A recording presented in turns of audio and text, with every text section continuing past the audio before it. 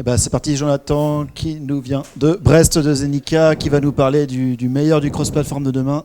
L'entre-deux, entre le natif et le cross, avec Kotlin multiplateforme, Compose multiplateforme, excuse-moi. Yes, c'est ça. Toi. Merci à tous d'être venus voir mon petit talk, ça fait plaisir. Merci aux orgas, hein, c'est vraiment chouette d'avoir ce genre de conférence mobile en France, c'est super cool. Donc moi, oui, je vais vous parler un petit peu une problématique que j'ai rencontrée lors de mes missions, mes différentes missions, donc Android notamment, donc je suis développeur Android, sur la création d'une librairie de composants graphiques. C'est un peu le titre de mon talk, c'est partager sa librairie de composants UI, donc native, puisqu'ici on va parler vraiment de natif, pour Android et iOS, parce que du coup j'ai envie de la partager avec mes collègues iOS. Et puis on a une petite fin là sur une simple page web à la fin, là c'est un peu mystérieux de quoi on va parler. On va voir un petit peu tout ça. On m'a présenté, moi c'est Jonathan Lagneau. Comme William l'a bien dit, je viens de Zenica Brest. Ici il y a des petites coordonnées si vous me contactez. Et comme je l'ai dit, je suis développeur Android, mais pas que.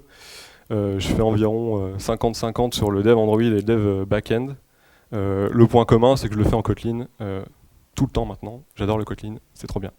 Faites du Kotlin, mangez du Kotlin, tout ce que vous voulez. Donc backend, que ce soit sur Kiter, Spring, etc. pour ceux qui connaissent un peu, mais voilà, je fais pas que ça. Et donc je suis formateur à Zenica, en Kotlin notamment, mais donc je donne des formations aussi en dehors des missions de consulting. Zenica, un petit peu de pub pour ceux qui connaissent pas, puisque c'est quand même grâce à eux que je suis là.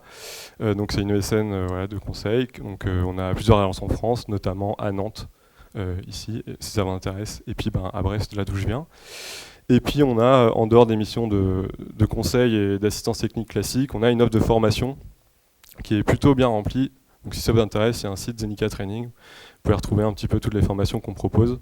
Il y en a plein. Si ça vous intéresse, je vous invite à contacter le service training. Et puis s'il n'y a pas la formation qui vous intéresse, vous pouvez envoyer un mail, on peut créer des formations pour vous aussi. Si on rentre dans le vif du sujet, donc je vous l'ai dit, c'est une problématique que j'ai rencontrée. Donc moi j'étais dans une équipe où on avait à la fois des devs Android et à la fois des devs iOS. Donc ça remonte, donc ce que je vous parle, ça remonte à 2019, donc ça date. Et puis ce qu'on voulait faire, c'est qu'on voulait créer une librairie de composants graphiques. Donc ce qu'on voulait, c'était une librairie de composants graphiques.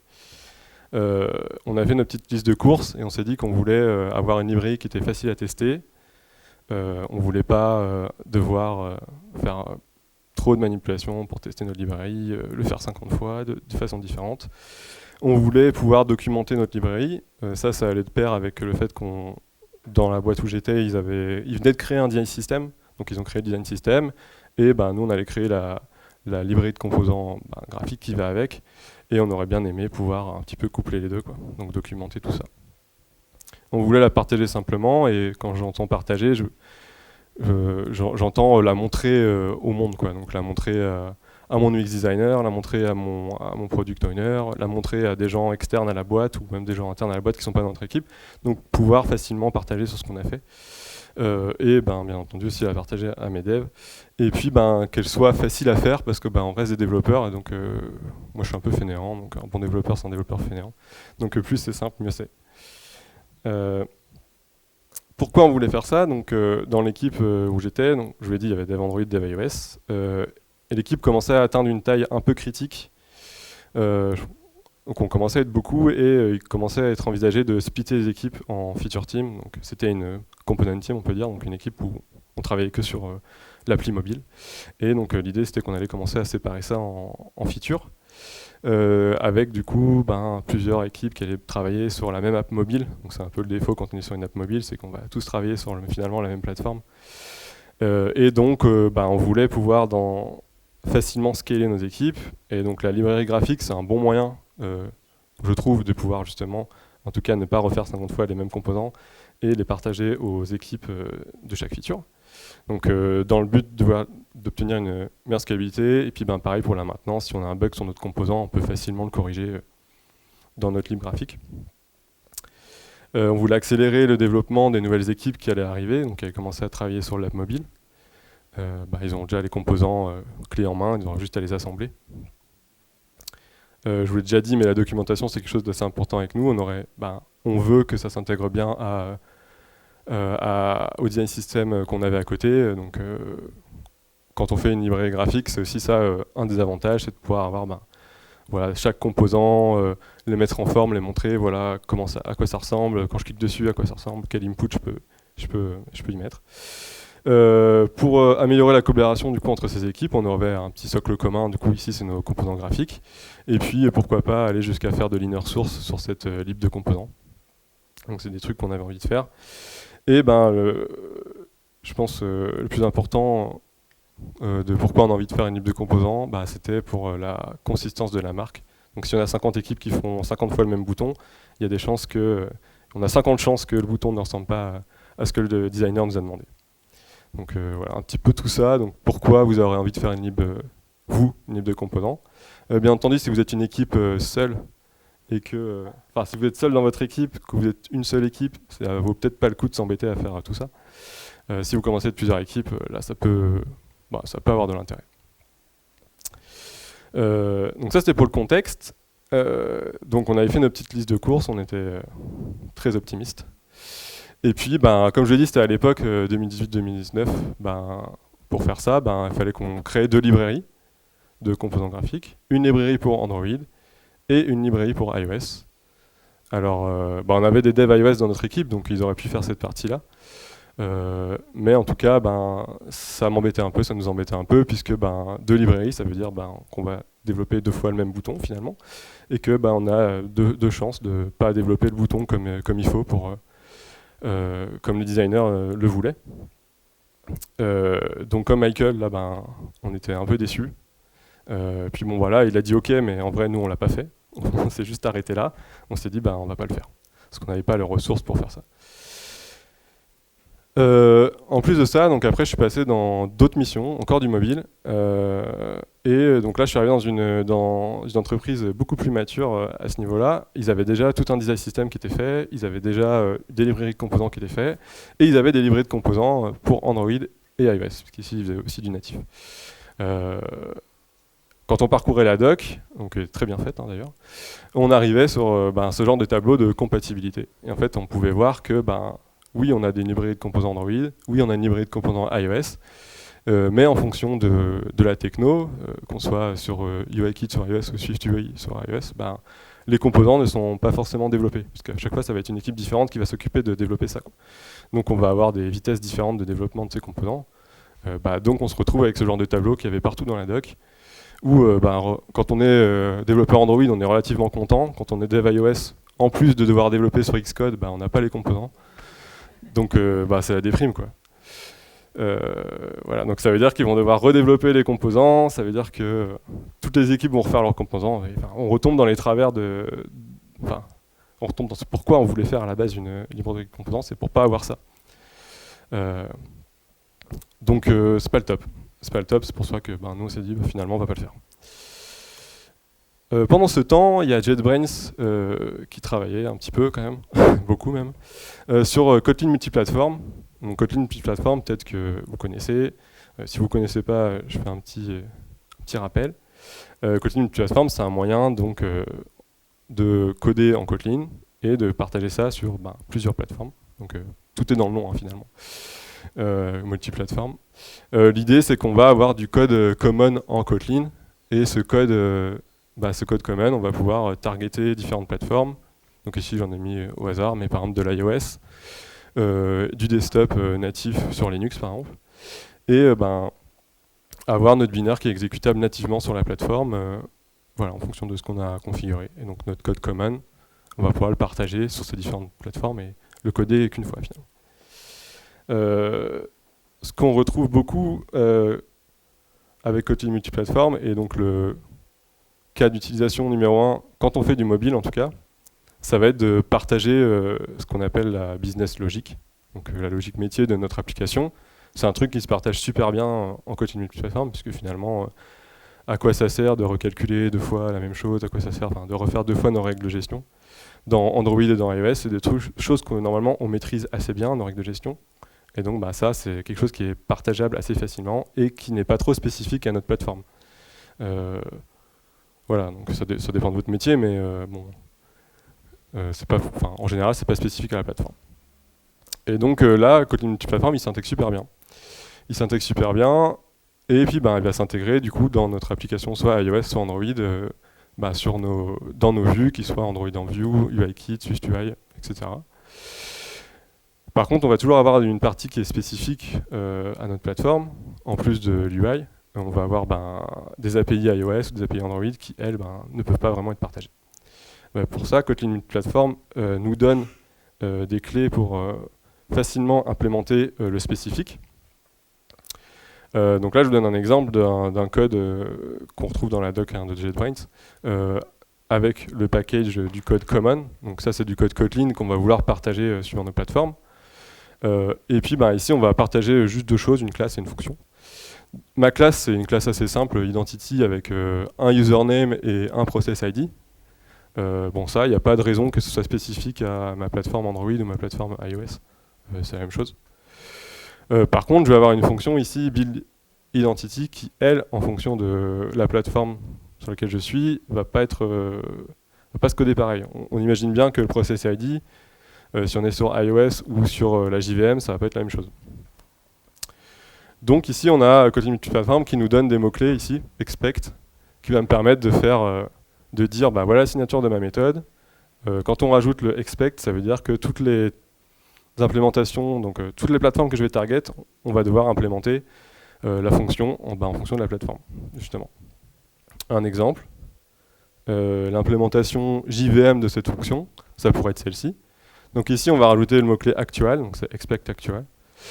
Et ici, on va pouvoir du coup implémenter ma build identity en fonction de ma plateforme qui est la JVM ici. Donc je vais avoir accès à des librairies de la JVM, qu'on voit du Javalang ici, donc système et process handle, et je vais implémenter mon identity grâce à ces librairies de ma plateforme. Si on regarde côté native, donc là c'est par exemple si on veut sur du Linux par exemple, on va venir implémenter pareil ma fonction build identity, mais là on va pouvoir importer d'autres méthodes, ici POSIX, donc rien à voir avec la JVM qu'on avait avant, et du coup implémenter mon build identity. Donc ça permet de faire des spécifiques très simplement, et ce qui est très cool, c'est que ici j'importe directement des librairies de la plateforme, mais je code en Kotlin, quoi. Donc si j'avais fait l'implémentation iOS aussi, j'aurais eu ici des imports plateforme qui correspondent à l'iOS, mais j'aurais quand même codé ça en Kotlin. J'aurais fait mon spécifique en Kotlin. Donc moi qui aime le Kotlin, j'adore. Voilà. Donc ça c'est pour la partie Kotlin multiplateforme, et je vais pas aller plus loin là-dessus parce que c'est pas non plus tout le sujet de mon talk, mais si ça vous intéresse de creuser plus Kotlin multiplateforme, moi je vous invite à aller voir les repos de John O'Reilly qui sont incroyables. Donc je vous en ai mis un en particulier, People in Space, mais ça démontre vraiment bien comment est-ce qu'on peut faire du Kotlin multiplateforme, comment on le met en place et à quoi ça sert. Et donc c'est incroyable. Et tous ces repos sont incroyables, tu vas dire. Ouais, c'est une star, quoi. Petite news que j'ai rajoutée, en mai, il y a Google qui a annoncé qu'il supportait Kotlin multiplateforme pour partager les règles métiers. Donc je vous ai dit, share la business logic. Donc ça marchait avant, ce qu'a fait JetBrains, ça marchait, mais là du coup maintenant Google supporte ça officiellement, donc, pour la partie KMP pour la logique business. Donc ça c'est plutôt cool, ça montre que c'est mature, ça montre que même Google va nous faire de la doc là-dessus, c'est plutôt cool. Et KMP c'est stable depuis novembre dernier, donc il n'y a pas de raison de ne pas y aller en fait. C'est stable, donc allez-y. Et là, vous vous demandez pourquoi il nous parle de ça, Kotlin multiplateforme. Je vois pas le rapport avec les libres de composants graphiques. Vous avez raison pour l'instant. Et c'est pour ça qu'il va falloir que je vous parle de Compose multiplateforme. Donc Compose multiplateforme, le nom doit parler sûrement au dev Android parce qu'il y a Compose dedans. Peut-être un peu moins dev iOS. Et puis multiplateforme derrière. Qu'est-ce que c'est Compose multiplateforme? Donc c'est un framework qui nous permet de partager de l'UI, l'UI qu'on va écrire de manière déclarative, comme Compose, pour Android, à travers plusieurs plateformes. Là encore une fois, c'est dans le nom, multiplateforme.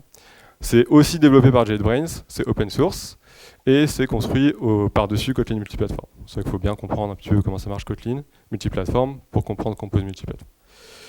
Et donc ça a des API qui sont familières avec Jetpack Compose. C'est pas exactement les mêmes, puisqu'en fait, côté Jetpack Compose, on va avoir des API spécifiques à Android qu'on ne retrouvera pas forcément sur Compose multiplateforme. De plus en plus, on les retrouve, mais par exemple, la partie navigation ou lifecycle, jusqu'à très récemment, ça n'était pas dans Compose multiplateforme, mais ça a été dans Jetpack Compose, maintenant ça est dans Compose multiplateforme. Donc les API essayent d'être exactement identiques entre Jetpack Compose et Compose multiplateforme, mais il y a toujours du retard et des gaps, et des fois des besoins qui n'existent pas forcément. Donc, mais en tout cas, la plupart existent et sont identiques. Alors je mets un petit warning, j'en parle, Compose multiplateforme, mais c'est pas forcément stable pour toutes les targets, et on va revenir là-dessus. La target iOS, c'est de la bêta, donc bêta ça commence à être assez stable, donc c'est pas mal. Et là, du coup, si on reprend notre schéma de tout à l'heure, on va retrouver Compose multiplateforme qui va pouvoir s'intégrer ici côté UI, où on va pouvoir venir partager de la logique, pas de la logique justement, de l'UI grâce à Compose multiplateforme, et on va pouvoir intégrer ça dans nos vues Android, dans notre Compose, dans notre Swift UI ou pas. Voilà. Donc là je vous vois venir, vous allez dire ok c'est bon, on peut dégager toute la partie iOS, hein, on arrête de faire de l'iOS, on fait que du Compose multiplateforme. Moi c'est pas encore le cas, hein, comme je l'ai dit, il y a pas mal de choses qui sont expérimentales. La partie navigation c'est expérimental, donc si vous n'avez qu'un seul écran ça va, mais si vous va falloir changer de page, peut-être que vous n'avez pas encore utilisé Compose multiplateforme en production pour faire ça, mais en tout cas ça avance. Par contre ce qu'on retrouve dans la doc de JetBrains, c'est qu'un des cas super d'utilisation pour partager du UI, c'est de partager des tout petits bouts d'UI. Donc les tout petits bouts d'UI, on retombe sur ce que je vous parlais tout à l'heure, donc une librairie de composants graphiques. Les composants graphiques c'est quoi? C'est des tout petits bouts d'UI. Donc pour partager ça, c'est pas mal. Et donc c'est ce que j'ai fait. J'ai fait un petit POC pour démontrer un peu ça, que j'ai appelé Composebook. Alors pour ceux qui ont déjà fait du web, le nom c'est inspiré de Storybook, parce que Storybook c'est un outil qui est assez incroyable je trouve, pour aussi documenter sa librairie de composants graphiques en web. Du coup j'ai juste repris le nom. Donc il y a le lien de mon repo avec le QR code, donc si ça vous intéresse vous pouvez aller voir. Et je vais vous montrer un petit peu le code, parce que c'est ça qui nous intéresse. Normalement j'ai zoomé, c'est assez grand. Ouais. Comment ça marche, un projet avec du Compose multiplateforme. Donc le principal, c'est qu'ici on va avoir deux plugins. Le plugin Kotlin multiplateforme, il vous le faut, celui-là, vu que comme je l'ai dit, c'est basé sur Kotlin multiplateforme. Donc il vous faut le plugin Kotlin multiplateforme, et après JetBrains Compose, justement pas Jetpack Compose, dans le build Gradle. Et ensuite, donc si on regarde un petit peu l'arbo de mon projet, je vais avoir ma Compose app, donc ici c'est vraiment mon app multiplateforme. Et on va avoir un build Gradle, et dans ce build Gradle, on va venir définir des targets. Donc ici une target Android, ici une target iOS, pour dire que en fait cette librairie je vais en faire un binaire iOS, un jar sur Android. Et puis ensuite on va avoir des packages spécifiques et un package common en fonction de ma target. Donc package spécifique Android, package spécifique iOS et le common. Donc là l'idée de mon petit projet Composebook, c'était que ce que je voulais faire, quelque chose qui ressemble à Storybook pour ceux qui l'ont déjà vu, mais en fait ça va juste être une page qui va me permettre de montrer tous mes composants de ma librairie graphique. Donc je vais lister mes composants, on va pouvoir cliquer dessus, voir ce que ça fait. Je vais peut-être mettre une page pour montrer un petit peu le style de mon design system, enfin des infos, ce genre de choses. Donc la partie qui nous intéresse ici, c'est la partie common. Donc dans le common, là c'est du code Kotlin. J'ai une app, donc c'est le point d'entrée ici de mon app. Ça fait pas grand chose. Ce qui est intéressant, c'est plutôt la partie content de mon app qui va juste lister 4 composants. Et en fonction de la route, donc j'ai utilisé Compose Navigation, qui est expérimental, mais pour voir comment ça marchait, ça va me switcher mon composant. Et si je vais voir mes composants ici, qui nous intéressent vraiment, c'est juste en fait une liste de composants. Composants que j'ai implémentés ici, donc un exemple de composant, de ma lib de composants justement. j'ai repris assez bêtement, parce que là l'idée c'était pas de tout refaire, mais des composants de matériel qui est compatible Compose multiplateforme, pour faire ça. Et puis je les ai intégrés aussi dans ma page. Donc là, si je lance mon app, hop, du coup sur Android et sur iOS,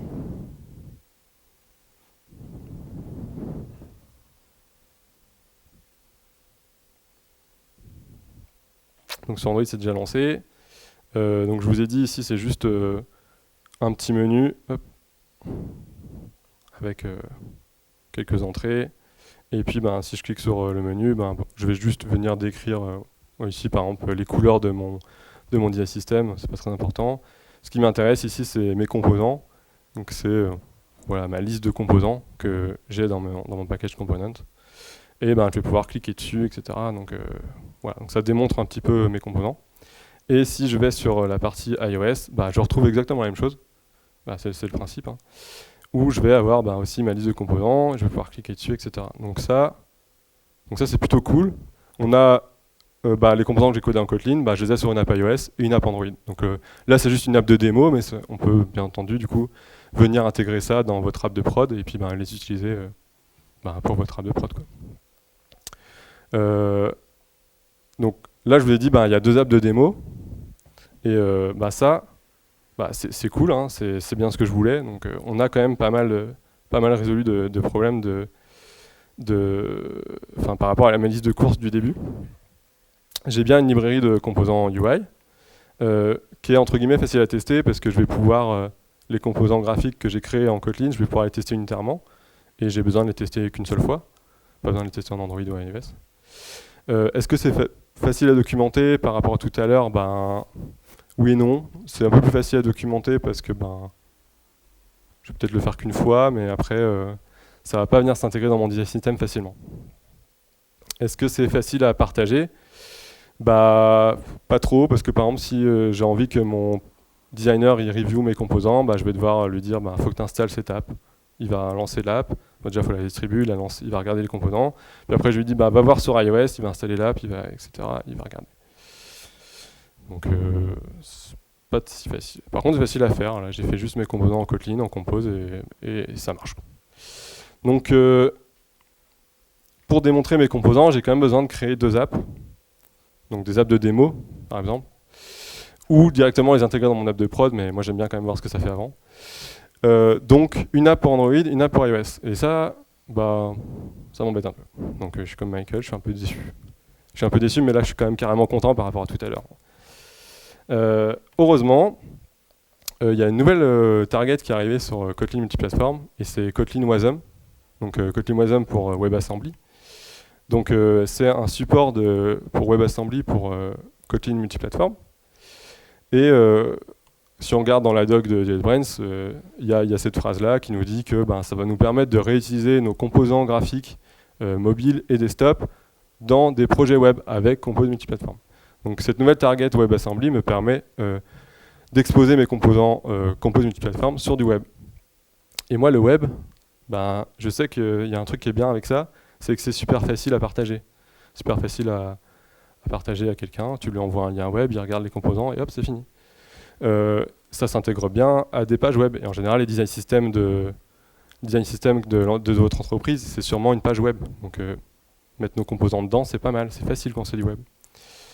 Donc c'est ce que j'ai fait, je me suis dit, allez, on va aller plus loin, on va regarder un petit peu qu'est-ce que ça fait quand je rajoute ma target WebAssembly et voir ce que ça me donne. Hop. Donc si je retourne ici dans mon code, hop, pour targeter WebAssembly, j'ai besoin de rajouter une seule chose dans mon build Gradle. Ça va être une nouvelle target, comme je l'ai dit, target wasm.js ici, on voit il y a un peu de conf, et faire un tout petit peu de spécifique ici. Il faut juste que j'encapsule mon app dans un canvas. Donc ça c'est un peu le défaut de la partie WebAssembly, si on veut, c'est que le web que ça va nous générer, ça va être des canvas. Donc, alors c'est bien pour mon use case. Par contre, si vous utilisez ça en prod, les canvas niveau accessibilité, c'est pas forcément la joie, surtout là sur un projet qui est assez expérimental. Donc faites attention si vous voulez vraiment partager vos composants Compose multiplateforme WebAssembly dans des projets de production web, c'est peut-être un peu tôt. Je m'en rappelle, mais j'ai oublié de vous montrer sur iOS, il y a aussi un tout petit peu de spécifique à faire. Il faut encapsuler l'app dans un Compose UI View Controller, qui est un composant créé par JetBrains pour l'occasion. Et c'est ce composant-là qui va être intégré directement ici dans l'app iOS. Donc si je vais voir un peu de Swift, on a le Main View Controller que je viens de vous montrer. Donc là c'est tout en fait. Donc j'ai juste rajouté ma target WebAssembly et normalement ça marche. Donc là maintenant j'ai une task Gradle, Wasm JS Browser Run, que je vais lancer et qui va m'afficher ça. Hop. Donc je la lance. Et là, ce que ça m'ouvre localhost, et je retrouve mon petit design system avec mes composants directement en web. Donc pareil, ma petite liste, et ce qui m'intéresse surtout ici, c'est ma liste de composants, que je vais pouvoir retrouver directement dans mon interface web, cliquer dessus, voir ce que ça fait. Voilà. Et comme je l'ai dit, ça c'est top, parce que ça se partage facilement. Donc ça se partage tellement facilement que, par exemple, dans mon projet GitHub, je vais pouvoir exposer ça directement sur une GitHub Pages. Donc j'ai rien à faire. GitHub Pages, hop, et je retrouve mon design system. Donc ça c'est trop bien, distribuer c'est facile. Ça s'intègre bien aussi si on veut l'intégrer dans un design system déjà existant, parce que c'est du web, c'est de l'HTML, donc ça marche super bien. Si je vous montre un petit peu ce qui est généré, ici on va dans le build, hop. Pour ceux qui ont déjà fait du web, ils vont reconnaître des choses. Par exemple, il y a du webpack config, et ici, on a de l'HTML, du point Wasm, donc ça c'est ce qui est généré en tout cas. Et ça, après le Wasm, ça s'intègre très très bien partout. Hop. Je retourne sur mes slides. Donc une fois qu'on a ce target WebAssembly, moi je suis super content. J'ai bien ma librairie qui peut s'intégrer sur iOS, Android. Donc ça je l'avais avant WebAssembly, mais en tout cas ici je vais pouvoir facilement la partager avec un lien web, c'est ce que je voulais. C'est facile à tester, c'est facile à documenter parce que je peux l'intégrer dans mon design system de l'entreprise, et c'est facile à faire. Et là je mets un petit astérix, donc je vous ai dit la partie WebAssembly c'est expérimental, donc là c'est de l'alpha. Mais après si vous voulez faire de la navigation, tout ça c'est de l'expérimental. Donc c'est facile à faire, mais bon, peut-être pas tout de suite en production. Si jamais vous voulez faire tester vous-même, il y a le Kotlin Multiplatform Wizard qui est vraiment très cool et qui vous permet de dire je veux créer un projet multiplateforme et je veux partager l'UI sur iOS par exemple. Je veux partager l'UI sur le web. Donc la target Kotlin Wasm c'est de l'alpha. Et puis j'ai juste à générer mon projet.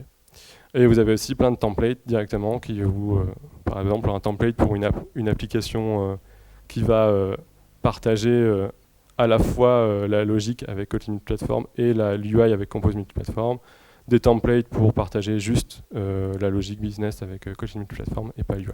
Enfin, il y a quelques templates qui sont très cool. Et si vous voulez plus de templates, allez voir les samples de John O'Reilly qui sont très très bien. Voilà, moi j'ai fini. Donc merci à vous. Et puis je ne sais pas s'il nous reste un peu de temps pour des questions.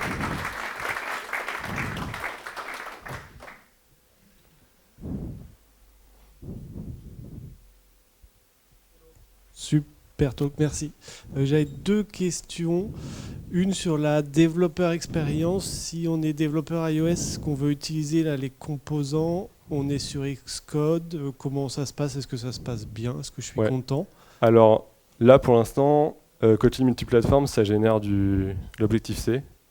Donc ton expérience utilisateur, elle ne sera pas incroyable parce que c'est l'Objective-C. Si tu veux intégrer ça dans tes projets Swift, tu vas avoir quelques limitations. Par exemple, les enums, tout ça, c'est un peu relou. Par contre, il y a des librairies qui existent, Skio, par exemple, je crois, oui, c'est ça, qui permettent justement d'améliorer cette expérience pour les développeurs iOS.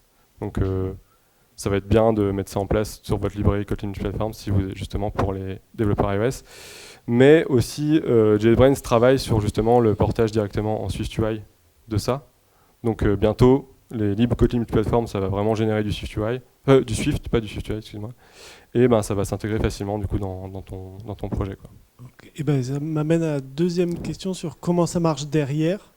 En fait, ça génère du code. C'est du code natif, donc tu as vraiment un binaire. C'est pas un moteur de rendu Non. ou quelque chose. C'est vraiment, ça génère du code. Ouais. T'as ton binaire et puis après que tu vas venir intégrer dans ton projet iOS directement. Alors moi, ça m'a généré. Je crois que ça me génère une lib en.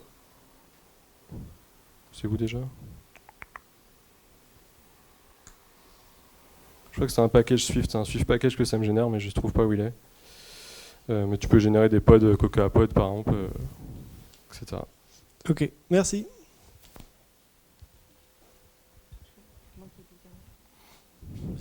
Ok.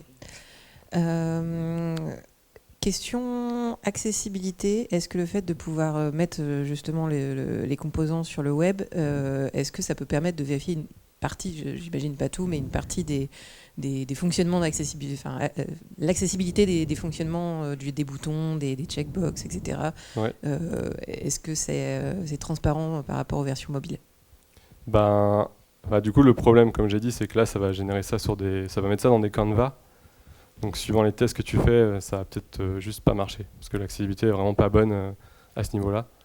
Mais j'espère que ça va s'améliorer. Et j'imagine que oui, on pourrait imaginer qu'au lieu de faire tourner nos tests d'accessibilité sur des téléphones, ce qui n'est pas forcément toujours facile, on pourrait les faire tourner sur du web, qui a beaucoup plus d'outils là-dessus. Donc ça, ce serait un truc qui serait vraiment bien si ça arrive. Mais là, pour l'instant, pas trop.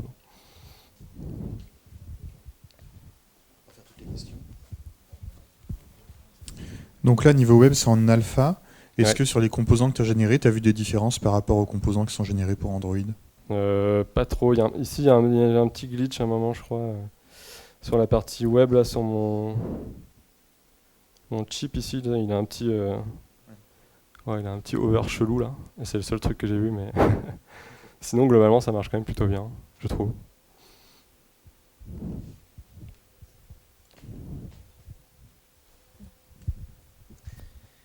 Tu as parlé de la notion de expect actual en multiplateforme. Est-ce qu'il y a la même notion sur Compose pour permettre par exemple à une UI iOS d'utiliser des composants natifs, vraiment natifs, mais de forcer la déclaration? Alors natif, je sais pas, mais tu pourrais très bien te dire que...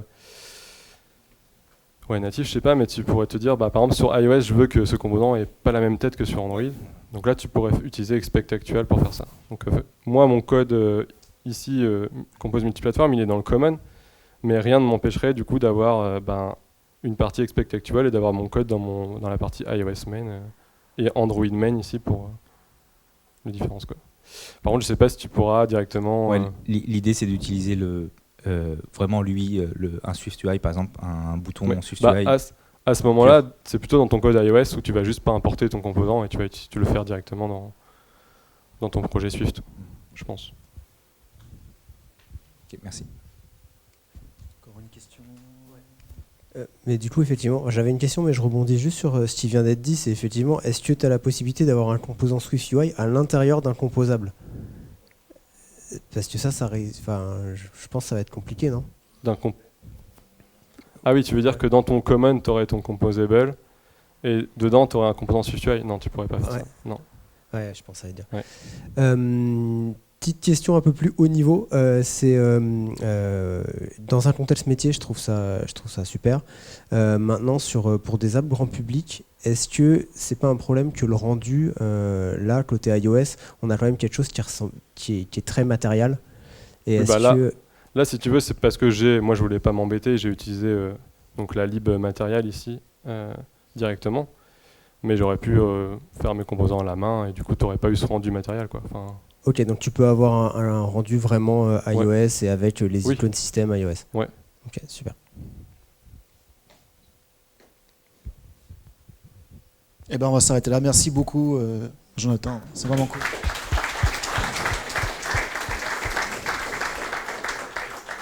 Toujours pareil, pensez à laisser un petit feedback sur l'application. Dernière pause de la journée, dernière chance pour le jeu concours, pour les sneakers mime, pensez-y. Et on se retrouve après pour un dernier talk sur la perf. Non, il y a encore deux talks.